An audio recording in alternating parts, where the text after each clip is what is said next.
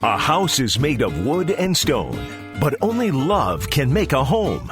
Welcome to the RepcoLite Home Improvement Show, helping you make your home into one you'll love even more.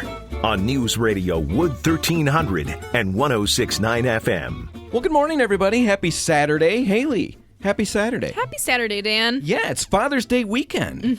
Happy Father's Day. I am living the dream. And, well, thank you.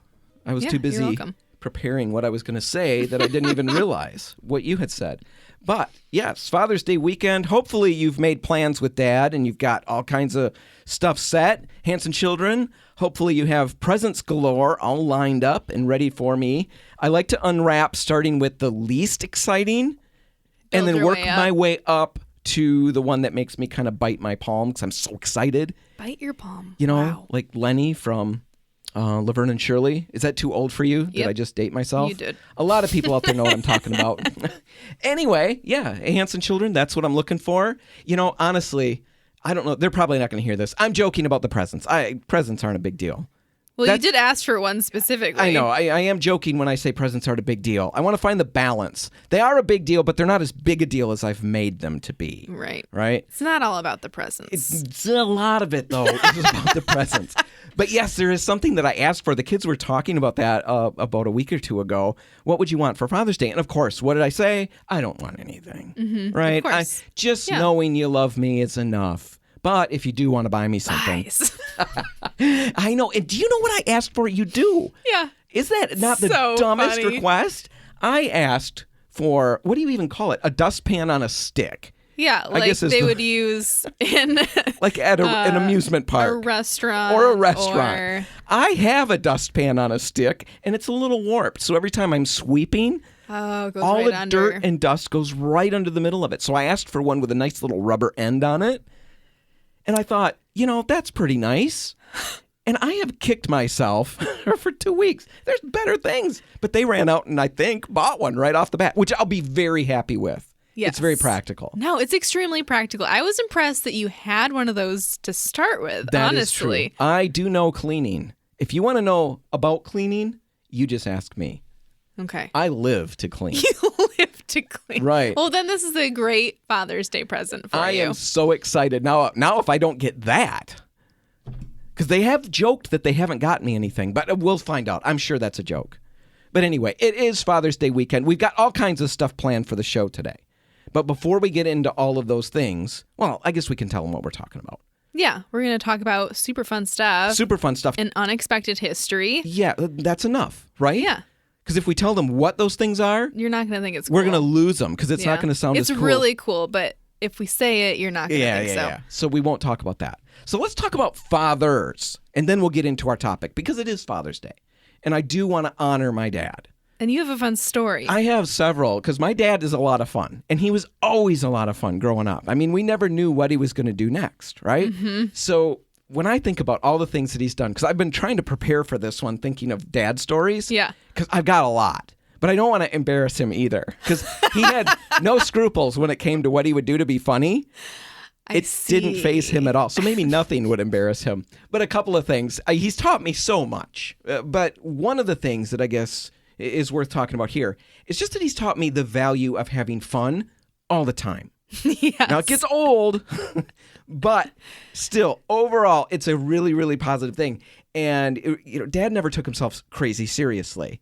And he instilled that in us, all of, my sisters and I. Yeah, no, it's a good lesson. It's a lot of fun to live life without taking yourself seriously. Yeah. If you take yourself seriously all the time, It's not going to go well. It's like driving in a car with no shocks. Yeah. Right? It's a really bumpy, jolty ride. If you don't take yourself seriously, you just glide right along. Go with the flow. Yeah. And one of the ways that, if I'd had to think of a story that summed that up, it would be Dad's invisible friends. Now, lots of people have invisible friends, right? As children. Lots of little children have, yes. Yeah. Haley knows the story. Dad had his invisible friends during our childhood. And I remember when they were born at a pizza place. My sisters and I were going in. We went with Dad to get pizza, which was a big night out. Oh, yeah. Hansons are getting pizza. Yeah. Did you rent a movie afterwards? That would have topped it off. The big time. We even got pop. Oh. We never had pop. Anyway, all of that's happening, and we're leaving the pizza place, and the warm pizza's in our little paws, and we're hauling it out to the car, and we're all out, and the lobby, the waiting room is completely empty, except for Dad, who's holding the door and looking inside and gesturing, and we're all sitting there thinking, what in the world is going on? And he says, out of the blue, Bob, come on. And he waits. He looks at somebody who's walking through a door, an invisible person, and he lets the door shut. The guy at the counter, huge saucer eyes, he's watching Dad, and he's thinking, what kind of mental problems does this guy have? What did I just see? We thought that was so funny. Growing up, he'd never done anything like that. Just, I don't know where it came from. But then Bob actually became part of the family. He was involved in everything. He had to have a setting at the table. Oh, my gosh. Oh, it drove Mom crazy. And then Henry came along, another little invisible friend. And then eventually they embodied little stuffed animals that Dad found in the basement, and he would haul them everywhere, Haley. That's amazing. Yeah, he was a salesman on the road on the east side of the state during that point in our lives, and he would go away for several days. He had an apartment out there, and every night he'd call and talk to us, and we all had to talk to Henry and Bob. They would thump the phone with their hands. Mom had to talk to them, and he would not let up until Mom talked to him. Drove her nuts. That's amazing. It was great. Are they still around? Yeah. They're not a part of our lives actively anymore. Okay, gotcha. The medication has weaned Dad off of those things. But it drove home the point of how fun life can be. Stop being serious. Have fun with the kids. We loved that. Yeah, that's really awesome. My dad coached my basketball and softball teams growing up, and I loved it. Mm-hmm. It was so much fun to have him there during all of those games and interacting with me in that way, going home and practicing together. Sure. All these things that we just kind of take for granted over time. Right. And speaking of taking things for granted, let's take a break right now. And when we come back, we're going to talk about a tool that we all take for granted and we use all the time. Yeah. There's a surprising history and a lot of fun stuff. It's really unexpected, actually. Right. We're going to get to that. We'll tell you what it is, at the next segment. So stick around.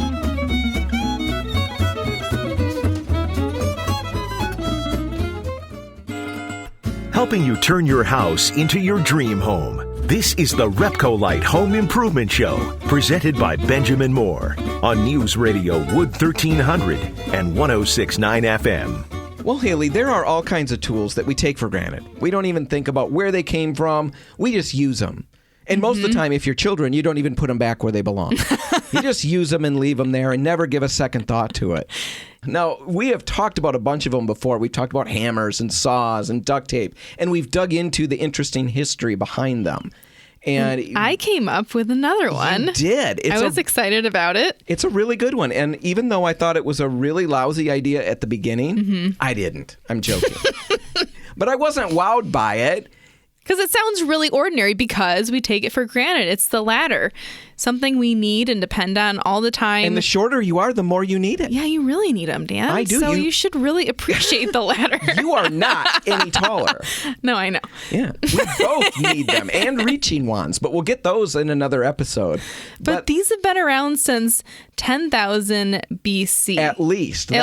That's the first recorded history. Exactly. We've got, art on a cave. The Spider Caves in Valencia, Spain, shows a picture of somebody climbing up with they're up to their elbow in a beehive harvesting honey. Yeah, right? We think. That's what the article said. We think they were harvesting honey. What else would they have been doing with their arm in a beehive? Right. It better be harvesting honey.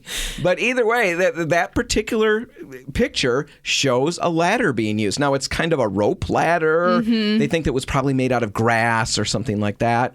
But it's a ladder in concept. And then we know that they had wood ladders that they used in ancient Egypt because that's how they built the pyramids and the tombs. So they've been around for a really long time, and they haven't really changed much since the Egyptians were using them in that way. Right. The Egyptian ladders that we talk about, basically, that's the modern ladder look for the most part.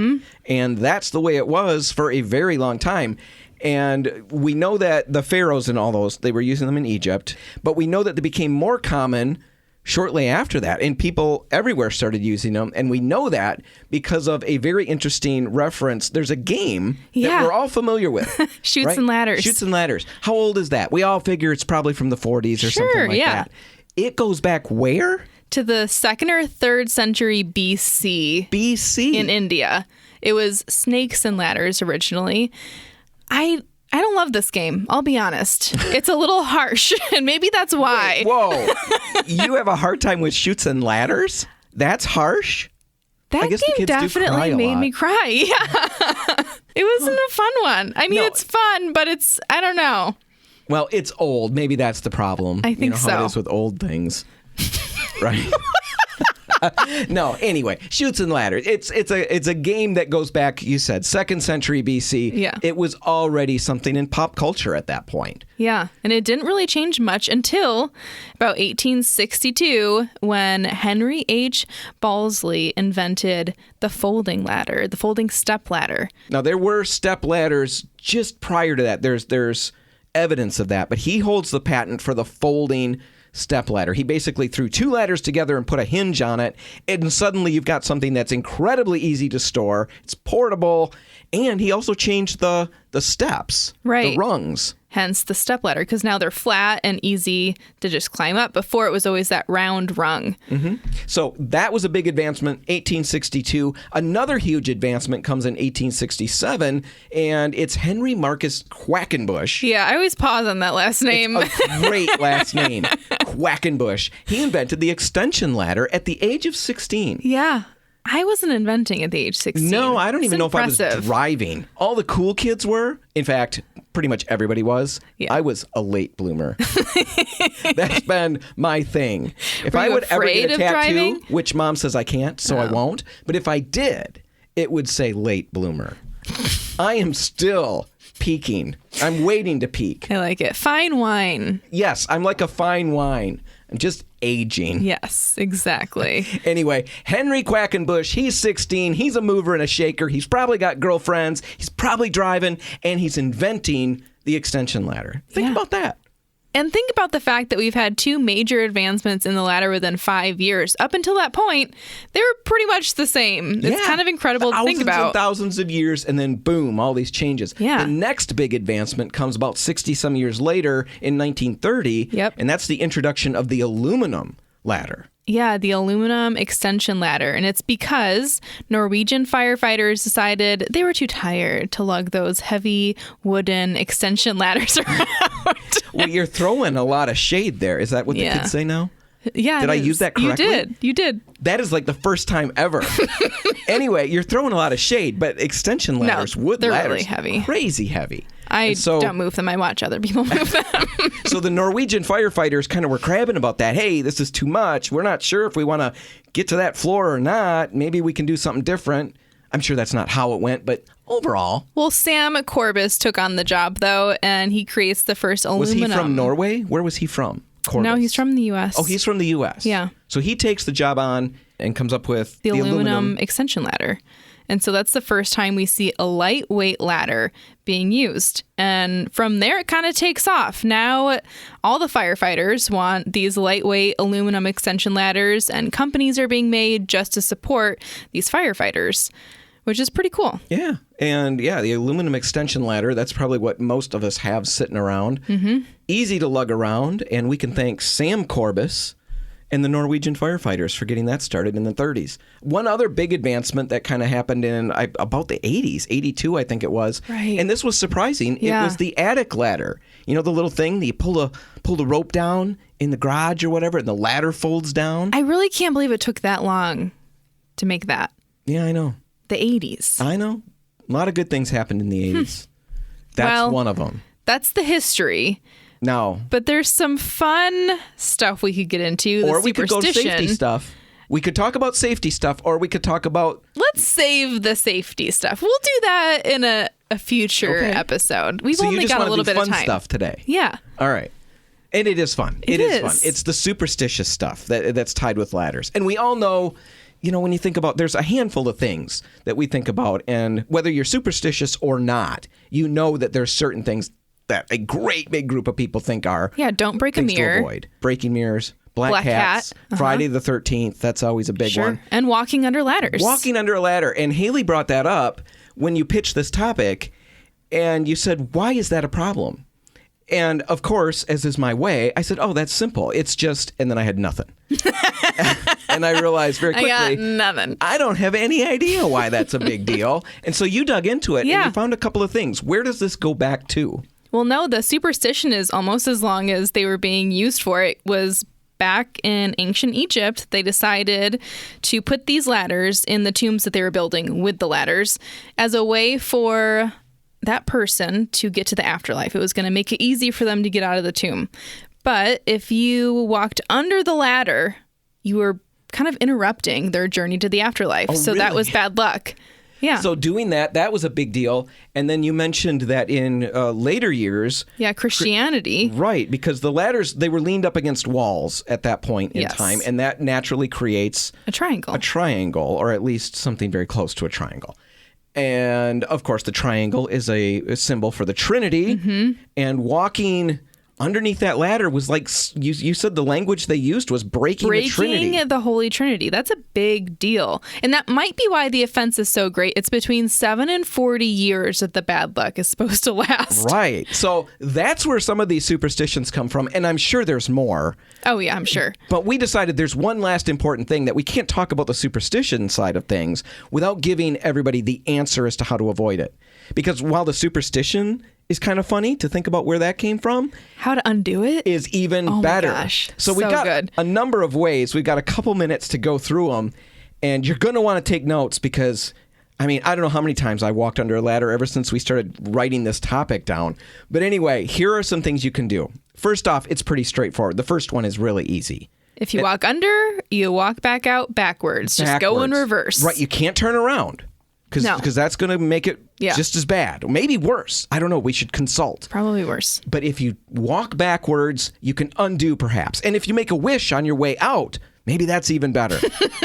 So who knows? But that's the walking backwards one. Now, that's not for everybody because not everybody is that agile. Oh, yeah, fair. Okay. I would probably fall over trying to walk backwards. So not your thing?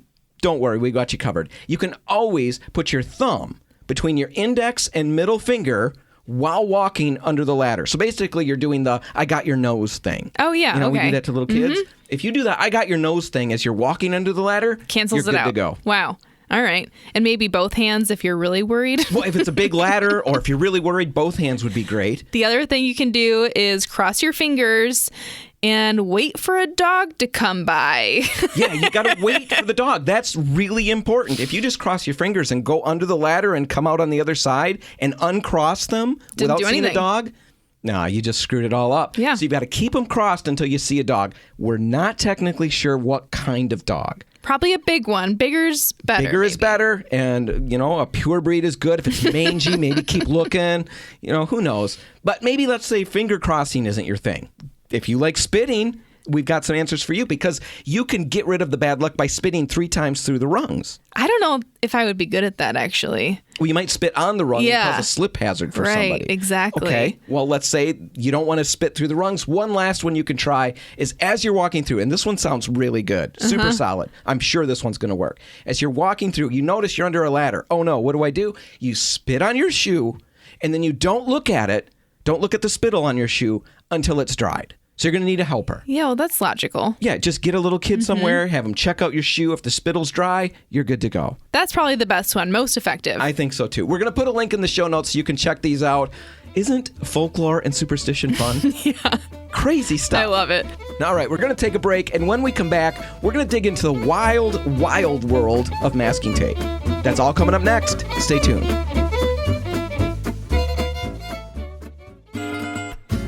If you want to take your DIY skills up a rung, the RepcoLite Home Improvement Show is here to give you a boost on News Radio Wood 1300 and 106.9 FM. Well, Haley, one of the things we talk about all the time on the show, we talk about it in the store when we're helping customers and things like that, it's prep work. Yep. And everybody hates it, right? Yeah. Why do you think that is?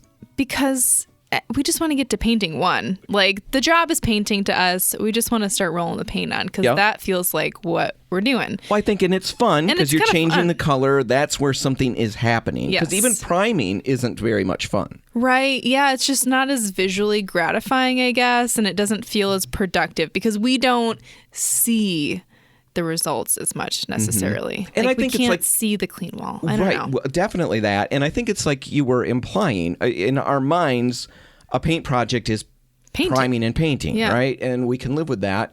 And we may not be excited. Some people are. And really, if you do it the right way and you use the right tools, it can be really fun. But it's not like fun like going to the beach or something like that. We all know that.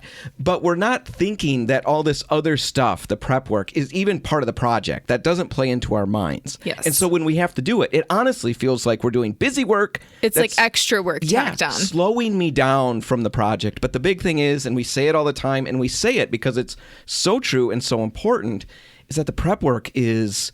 It's really, honestly the job. It's the job. If this part doesn't get done well, you're going to pay for it down the road. And even the painting part is going to be more complicated. Yep. And it may look worse. It may not function as well. So prep is key, even though it's no fun. When you think of painting, start thinking prep instead. Right. Maybe that will make it better. Yeah. But of all the prep jobs, there are two that I really detest. I hate sanding. Oh, yeah. Okay. But I like that better than the next one, and that's taping. Taping is the worst. It really is. I honestly avoid it. I will go without buying tape and try to just really take my time to cut in and go slow. And how does that work for you? Well, I'm still not a machine. I think I'm better than some people. I will say that. The more practice you have and the better tools you use. Yes. Use a good brush and really work at it. And you can, like contractors do, Right. a lot of them do, they minimize their taping. Yes. Because they've got a steady hand and they're used to working. Right. And they get it done. And it can go very fast. However, it does not go quick for me. Right. And it doesn't go quick for me. And honestly, sometimes the problems that I cause, I just did that in an entryway. I did all of this prep.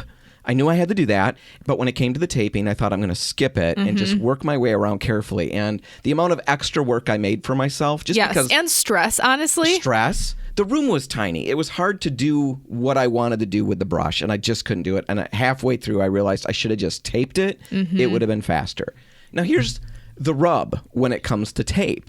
So we make that case. People buy into it. They buy tape, they put it up, and what happens? We've had this happen to us too, I'm Bleed through. sure. Yeah, that's Bleed why I through. avoid it, because what's the point? Right. You tape it all off. Now you've added all this extra time, and then you peel it off thinking you've got this brilliant, clean line, crisp. razor sharp line. Yeah. And it's still got all this bleed through. What happened? What went wrong? Well, there is an answer to that. And it's a combination of things. It's using perhaps an inferior tape. Yep. It's the big not one. applying it correctly. And sometimes it's when you're actually doing the brushing, you're relying too much on that tape. You're Yes. loading up the paint around Yep. those edges. There's a combination of things you can do to get really good results. And Haley, you, in order to get to this topic, you did something that is really interesting. We'll put it in the show notes, but you made a test board. Yes, I wanted unbiased opinions or results, I guess, for us to talk about, because I think we already kind of know what the best tape in our minds think we do.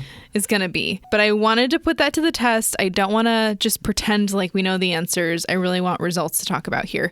So yeah, we tested 7 different tapes, and everything from the brown, masking tape that we think of. Standard masking tape, whatever you think of when it comes to masking tape. The blue tape that we Painter all tape. probably imagine. And then frog tape. And if you're not familiar with frog tape, they've got a special chemical component on the tape that actually reacts with water to seal the edge. So the water in your water-based paint will actually, theoretically, activate this tape, seal the edge, and give you a razor-sharp line. That's the marketing hype behind Yes. frog tape. And we tested them all. And I think it's really fun because... yeah, it was really fun. Yeah, I was it was gonna fun. question whether it was fun or not. It was fun because how many people get to test 9 different or 8 or whatever we've got different tapes? Nobody's going to do that. No, Nobody's going to hopefully buy not. a whole bunch of rolls and just test it. We didn't have to buy them. We just grabbed them off the shelf and put Yeah, the we testing stole down. them. We did. Right, in Oh a my responsible manner. We work here. Right, It's okay. And we definitely got some results. So let's talk about that. And let's start with that brown masking tape. And a lot of people go to this because it's the cheap one. Yep. More inexpensive amongst the group. It's sitting right next to the blue tape. Right. It looks like this is going to be the way to go. I'm going Right. to save some money. It's a couple, $2.50 a roll maybe for a 1-inch roll, and all the different sizes will change that price.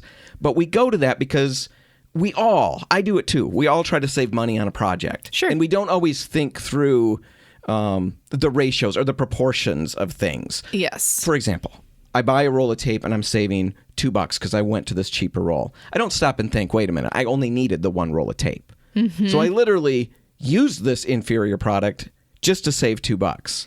And I created all this extra work down the road. And the results aren't as good. And that's the which thing. is what we found out. Right. Now, if you're buying hundreds and hundreds and hundreds of rolls of tape like a painting contractor does, that's when the price really starts to become more important. That's true. But for regular paint projects, for most DIYers, your results are worth more than $2. And the time it takes to get to those results. Yeah. So the brown tapes, you tested them. What did you come up with? They're bad. They don't work as well. There's a lot of bleed through, and I tested it both 2 different ways. One, just with my finger. Right, you put the tape down and smoothed it down with your finger. Really pressing it down with my finger and then painting over it. The other way I tested it was with a putty knife. So I'm laying the tape down and then I'm going over the edges with a putty knife, a metal one. Right. With the idea that it's firmly pressing it down. And in most situations, you saw that there was a definite difference between the two application methods. Yes. Just using your finger, which most people generally do, ended up with bleed through on a lot of these. Mm-hmm. And for especially those brown ones that we're talking about. Yeah. They bled through no matter what. Yeah, exactly. Even the side that you used the putty knife on. Didn't make a difference. Right, didn't make a difference. Normally it would. So those brown tapes, you're saving some money. It's just not worth it. No. Use them for what? Taping together plastic and stuff like that, perhaps. Or like putting up a sign or something, maybe like a temporary sign. That's what I picture. Right. The other downside, one other downside to those brown tapes that we should mention is the longer they're left on, they are harder to remove later. I did that. I made that mistake where I left it on a day or two longer in a room that got a fair amount of sun. I never thought about it. I came back to get it, and I was peeling little slivers of tape off as I tried to get this whole thing off. It was a mess. Yeah, their adhesives are not designed for what we're talking about. It's not worth it. Not worth the savings. So let's bump up to the next one, and now you're probably paying a couple bucks more a roll, so like $4.50 or so, somewhere in that range, and it's the blue, what we would consider painter's tape. Yes. What did you find with that one? It was better than the normal masking tape, than the quite brown a bit tape. better. Yes. Definitely made a difference using the putty knife. Still, you got much sharper lines with that putty knife. You Yes. still had some bleed through just pressing it down with your finger. Just using my finger, I still had bleed through. But the putty knife application worked really well. So if I'm going to use the blue tape, that's what I would try to do, is use a putty knife and really get it pressed down nicely. Otherwise, you're still going to have a little bit of that bleed through. Right. It does remove easier than those brown tapes will. Definitely. Even if left up a little bit longer. Because that's what they were made to do. Right. So that blue tape is a good way to go. $4.50, somewhere in that range for a 1-inch roll, just a little bit above that. But from our point of view, there was another tape that just stood head and shoulders above everything else, and that's the frog tape. Yeah, it really didn't compare to any of these other tapes. Right. It was so much better. So let's talk about the frog tape. Comes in 2 different varieties. There's a green frog tape. Well, actually, there's 3 varieties now. There's a blue painter's frog tape. Yep. Which we didn't test. We didn't get our hands on that one yet. That one. But we tested the green, which is more of a standard, and then there's a yellow, which is a delicate surface tape, which we'll talk about in the last little bits of this segment. But with the green one, you're paying a little bit more. You're looking at $7, $7.15 or so for a 1-inch roll, somewhere in that range. Couple bucks more, $2.50 more than the blue, but so much worth it. And why? Oh my gosh. Just using my finger, I had a perfectly crisp, clean line when I was done. Which we didn't expect, because we didn't do the putty knife with the frog tape. You did something different. You activated it with water. And again, we're talking about that chemical component, that makeup of this tape, which reacts with water. Exactly. Haley, what did you do? You actually just had a paper towel damp. Yep, just a damp paper towel. So I'm essentially pre-activating the tape, because normally we're waiting for the water and the paint to activate that chemical on the tape to seal the edge. So I thought, well, what if we pre-activate it? And that's honestly what I've always recommended to people. We've recommended it on the show. Yeah. And I'm not going to go away from that recommendation, but I do question whether that might not be necessary in looking at this board. This is only about 2 feet right of a test area, so it's not perfect, and it's only one surface. But there was no difference. There was no difference between the pre-activated and just the regular frog tape. Both were perfect. So really, when you think about it, you can put the frog tape down, and even if you don't use a putty knife to press it down, you're still going to get better results than any of the other tapes if you do use a putty knife. The frog tape's going to go down super easily, just like anything else. Comes up just Really as easily as the blue tape, but you're going to get razor sharp lines more easily. Yes. So I'm thinking about contoured trim, things where it is tough to use a putty knife on. Frog tape is definitely the way to go. Yeah, because you can just use your finger or a damp paper towel, whichever you'd prefer, I guess. And then there is that safe release frog tape, and then the Scotch or 3M makes another delicate surface tape. Very quickly, those are for like freshly painted areas. Yep. You wouldn't want to put regular masking tape, blue painter tape over freshly painted areas because it generally will pull that paint off. These tapes, the delicate surface ones, are made to go over those areas or wallpaper. Or wallpaper. Yep, yeah, exactly. Something like that, and still come off cleanly. You still want to give that paint as long as you can to dry, but these are the better way to go if you've got to tape over an area that's been recently painted. But between the Scotch and the frog tape, the yellow frog tape, that delicate surface, the yellow frog tape still outperformed. It performed exactly like the green. Yeah, exactly. No different from the green frog tape as far as performance goes. I was really impressed. It was really cool. The one last thing that we'll say about the frog tape that I really like is they come in a little case. Yep. And it's a little plastic case, and that seems kind of gimmicky, kind of silly. But really, when you think about it, you've got a roll of masking tape. You take it out of the paper, out of the plastic, you use it, you throw it wherever, your drawer or whatever it goes into. That edge now is collecting dirt. It's collecting all kinds of stuff, lint, who knows what. The tape roll can get bent a little bit. Yeah. It doesn't roll or unroll as Or easily. if it gets exposed to moisture, it starts to warp a little bit. All of the that. adhesive starts to die. The frog tape case, you keep that with the tape right inside. Yeah. Preserves the tape, keeps it clean. It's like its own special Tupperware. Yeah, definitely check out the board in the show notes. It really will make the case and help you decide what tape is right for you. The big thing, I guess the last thing that I want to end with is just remember that when you're taping, if you buy into the fact that you're going to tape, it's going to take the same amount of time to apply good tape or poor inferior tape. In fact, it might take more time to apply the inferior tape. Because hopefully you'd use a putty knife to really get a clean line. Right. So you've got at least, let's just say for sake of conversation, the same amount of time invested. You know, it's not going to be quicker to use cheaper tape, right? Right. Okay. So same amount of time invested, you're going to get good results with the frog tape. The best results. I can't paint a line that clean with just a brush. And I'm a pretty good painter. She's picky. Really picky. So I think it's really worth it to use the frog tape. I'm kind of sold on it because after I'm done painting, I am going to nitpick. Oh, I messed up there. Yeah. I messed up there. This, I'll have nothing to talk about. The board was really fun to do just because we see the results and, you know, it's just fun to see that this particular product, the frog tape, seems to live up to the marketing hype. Yeah. Now, all right, all of that's in the show notes. Check it out. We're going to take a break, and when we come back, we're going to be talking about how to protect your carpet when you're painting your trim. That's just ahead. Stay tuned.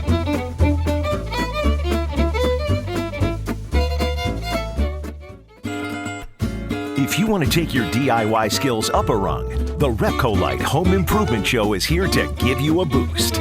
On News Radio Wood 1300 and 106.9 FM. Well, Haley, we just kind of beat the topic of tape to death. I think that one clocked in at about 14 minutes of masking Long tape time talk. to talk about tape, but guess what? We're going to continue with it. Because we've got only a little bit left in this last segment, and It's different. Right. But we do want to still focus on tape because we want to talk about a very specific masking situation in a lot of paint projects, and it's something we've never talked about on the show because I honestly have not known the best way to solve this problem until now. We've reached out to some contractors and got some great answers, but what we're talking about is masking off your carpet when you're painting your trim. Right. A lot of the times when we talk about it on the show, I'm picturing in my head that maybe the carpet's been removed. Or you have hardwood floors. Right. So it's really simple then. Right. But if you've got carpet down and you're not replacing it, what do you do so you can get that trim painted without getting paint all over the carpet? Well, of course, the answer is masking tape, but there is a trick to applying it. And there's a couple different methods depending on your situation. So, well, and we didn't necessarily think of it right away, too, because there are tools that are sold specifically for shielding your carpet when you're painting, and they're usually called carpet shields. But they don't always, well, they work. They shield the carpet. However, when you're applying the paint, you're inevitably getting paint onto that carpet shield, and you're moving it along as you paint. So now you've got paint kind of traveling with you, and if you're not really careful, that paint can still end up on the carpet. A lot of the times, even if you are careful, it's hard to prevent that from happening, because the carpet shield is basically like 1.5 feet long, maybe an inch or so wide, and it's just a thin metal piece that slides under. It's not ideal. Not ideal. Like Haley said, you can make some mistakes relatively quickly and not catch them until it's too late. Right. So there's got to be a better way. So we reached out to some contractors that we work with, and yeah, of course there's a better way. And with the masking tape, there's 2 situations that you can run into. I'm sure there's more, but let's talk about 2 main ones that will cover most situations. When you've got the carpet installed, there normally is going to be a small gap between the trim and like where the tack strip is holding the carpet in place. Yeah. Now, you may not see that gap, but if you start working tape into that, it will slide into that gap very naturally. And so one method, if that's the situation you've got, and I've got that in my basement, we've got that in the studio here, you basically just take either that blue painter masking tape that we talked about, or the frog tape. The frog tape, something with good adhesion, but not a super aggressive adhesion. Yeah, I think duct tape could cause some issues. Right. There's so much adhesion there. Now, some painters will use it, but they've got to get it off instantly. We're not recommending that. Yeah. I like this blue tape. It worked fine. Probably about 1.5 inches wide, and you take about 3 feet of it, and you rip that piece off, work it up, set it down on the carpet, right, sticky side down, right next to the trim, and then you just kind of saw it back and forth. And you're just going to shimmy it under the trim piece. Right. It will slide right under the trim, give you that perfect mask, and you're ready to paint. Yeah. That's one way to go. Now, I had another situation in my upstairs. My downstairs, that's how it worked. The upstairs, there wasn't that gap. Yeah, you had to fight with it a little bit. I could not get it to shimmy under there for all the shimmying that I was trying to do. And so what I ended up doing there, what worked really well, is I put the tape, tentatively, I set it on the carpet, but then about 1/4 inch, it kind of came up the trim a little bit. And then I got about a 6-inch joint knife, a putty knife, anything will work. And I just pressed it down into that gap. Okay. And it took a little bit of practice. I mean, literally 2 or 3 tries, you get a feel for what you're doing, and you can tuck it right into that area, and you're ready to paint again. Perfect. It hides all the carpet fibers. Everything's good to go. The only other thing that you'd want to be aware of is as you're painting right up to that edge, don't overload the brush. Yeah, it doesn't have to be a full paintbrush. It can be a dry brush, essentially, is what we call that, which means that you don't have a ton of paint. It's just enough to kind of do a thin coat. Well, and the thing is, once you pull the tape up, when you're done, and get it up, as quickly as you can after you've got the paint down, when you pull it up, it's going to fluff the carpet back to some extent, and it hides all of that dry brushing, any imperfections that you had where you couldn't get exactly down to the edge of the tape. Yeah, it's that all gets hidden in the carpet fiber. Super simple way to go. There you go. That solves that masking problem for everybody out there who's dealing with it. You did it. We did it. Now, that's enough talk about tape. We're going to wrap this show up. If you want to find it again, you can find it online at RepcoLite.com. And while you're there, subscribe to the podcast, which we've been saying over and over. But we have not made it easy for you. Right. If you head to our website, RepcoLite.com, there's going to be a radio show tab right at the top. If you click that, you're going to see a subscribe button. Makes it really simple to never miss an episode. Also, check out our Instagram page. You can always follow us there to see projects and inspiration. Exactly. Whatever you do today, make sure paint's a part of it. The RepcoLite and Port City paint stores are open till 3, waiting to help. I'm Dan Hansen. And I'm Haley Johnson. Thanks for listening.